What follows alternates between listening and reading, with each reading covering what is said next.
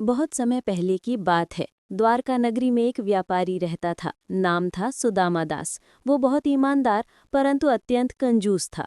उसके गोदामों में अनाज भरा रहता, लेकिन गरीबों को एक दाना भी नहीं देता था।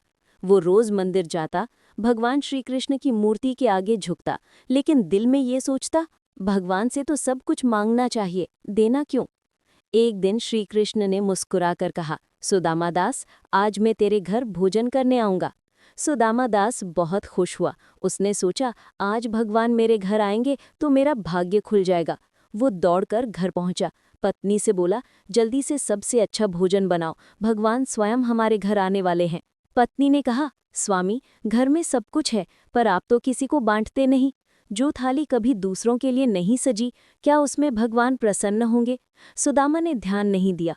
भोजन तैयार हुआ, रसोई में सुगंध फैल गई। थोड़ी ही देर में भगवान श्री कृष्ण वहां प्रकट हुए।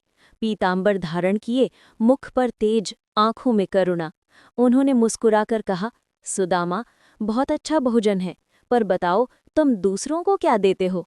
सुदामा थोड़ा हंसकर बोला, भगवान, मैं मेहनत से कमाता हूँ, अपने परिवार का पालन करता हूँ, देने से तो धन घटता है ना।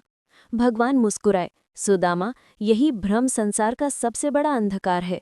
जो देता है उसका धन घटता नहीं, गुणा होकर लौटता है। जैसे बीज मिट्टी में डालने से खोता नहीं, बल्कि 100 गुना होकर लौटता है, वैसे ही दान भी बढ़ता है।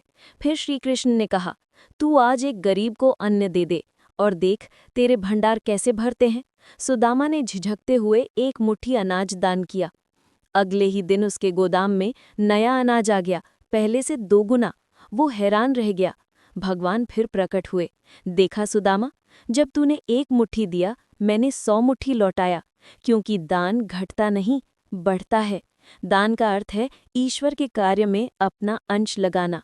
जो बांटता है वही समृद्ध होता है, और जो केवल अपने लिए जोड़ता है, उसका धन न टिकता है न सुख देता है।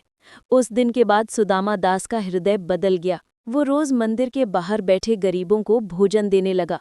लोगों ने देखा, उसका व्यापार भी बढ़ा, सम्मान भी बढ़ा, और सबसे बड़ी बात, मन की शांति मिल गई।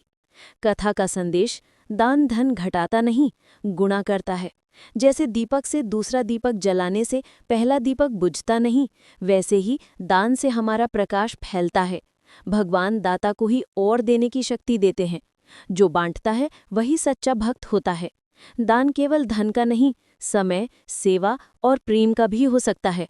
गीता में श्री कृष्ण ने कहा, यज्ञ, दान और तप, ये 3 कर्म कभी नहीं छोड़ने चाहिए।